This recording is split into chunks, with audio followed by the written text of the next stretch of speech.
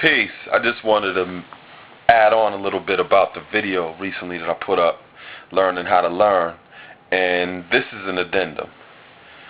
First and foremost, I wasn't sharing that information so that people can look at it as like some type of permission slip to continue downloading information off the internet that they think is our lessons, our supreme mathematics, and our alphabets. Even if it resembles it, even if it is that on the internet, our tradition, we do not post our supreme mathematics, our alphabets, and our lessons online, and we don't educate people in that way. You know, we have a tradition, and that is Enlightener to student, meaning you learn this culture from a person, not a website. Not even a YouTube video. You know, some of you that watch these videos that I put up, I appreciate you taking the opportunity to listen to the things that I have to say. But these, like I've mentioned before, these represent routing devices back to reality and back to true and living circumstances and situations. And our culture is transmitted in the same particular way. So I wasn't putting that video up to teach people how to just go in their own little laboratory somewhere and try to put our lessons in mathematics and alphabets together without the agency of a guide or an enlightener, someone who walks you through how to actually apply these lessons, what is the historical significance of this particular lesson and things like that. Everybody needs an enlightener. And you know, I thought about it, and I was like, you know, I don't want people to get the wrong impression by what I'm saying. And to give you a little more background and history of our tradition, there's three basic questions that you ask a person who considers themselves a member of the Nation of Gods and Nerves, or AKA a 5%er. Number one, who is your enlightener? And ultimately, for a person who claims to live this culture out, they learned it from somebody. You know, they had to have some guide, some enlightener, some educator who shared the mathematics, the alphabets, and the lessons with it, because it's an accountability issue.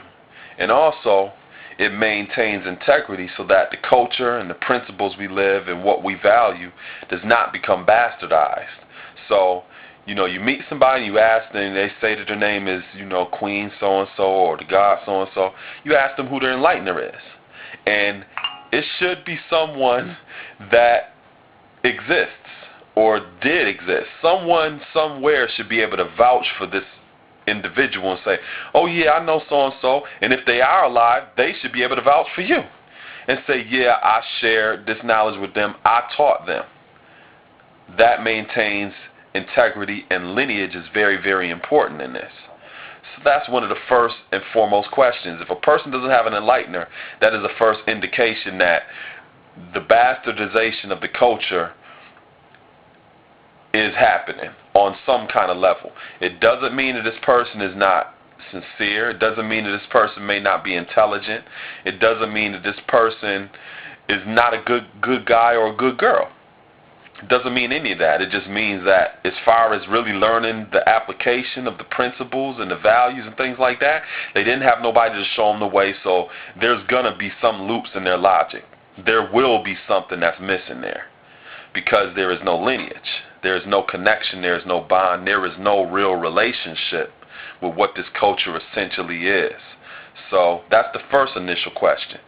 You know, if a person, you know, they say that, yeah, this person and that, everything checks out on that, then that's the first screen of, you know, where you can recognize that that person may have some sense of authenticity. Next question you ask them is, you know, what lessons do they have? Or, you know, how long have they had knowledge of self? Now, if they sit there and say, I had knowledge of self for 5 years, and you're like, okay, that's peace, you know, and then you ask them what lessons they have, and they say they just got their student enrollment, you know, it's like something ain't adding up. You know, the student enrollment is just the first 10 lessons to enroll as a student. You know, that's kind of like saying you was going to college or something like that, and you haven't even finished, you know, your basic general requirements yet. You still in general studies, and you have been in college for like 5 years. It's kind of like, what are you doing? You know what I'm saying? So certain questions come up, and you know, you ask certain questions like, well, why, you know, this, that, and the third. How come you not furthering your lessons or whatever? Or sometimes I've met people who said that they had knowledge of self for like 10 years and everything else, and then I asked them, you know, what lessons they have. They was like, yeah, I knowledged all 120. Right? So I asked them simple questions like, well, how do you see the wisdom degree in the 1 to 14s? How do you see the understanding degree? Stuff like that. And they couldn't even recite their lessons. So that's another question you ask people. What lessons do they actually have? And if they say that they have lessons, they should know them. They should be able to tell you exactly what that lesson is, and then also share with you their understanding of that particular lesson. So that's the next line of defense. Thirdly, you know, you ask them what they're actually doing. How are they actually living? You know, it's one thing to ask a person about who taught them. It's another thing to ask them about what it is they actually know. And then the third thing you ask them about is what they're actually doing with it. You know, because sometimes you may have a person that checks out on a level like, okay, well, yeah, I know this person. Yeah, they did teach them. You know, they may even be able to tell you about certain lessons and recite them and go back and forward.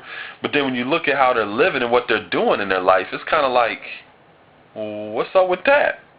You know, so that's like the third thing that you check a person on and stuff like that. And if all of those things check out, then, you know, you start to build a relationship with this person, especially if that's the first time you're meeting them. You know, you start to build a relationship with them, and then over time you begin to bond with them to really see whether or not this person is your heir alike, whether they are your brother, whether they are your sister. You know, and they should be doing the same exact thing to you. You know, and, you know, like I said, me sharing that video wasn't to give people this permission slip to just walk around and be like, okay, I got it now, I figured it out.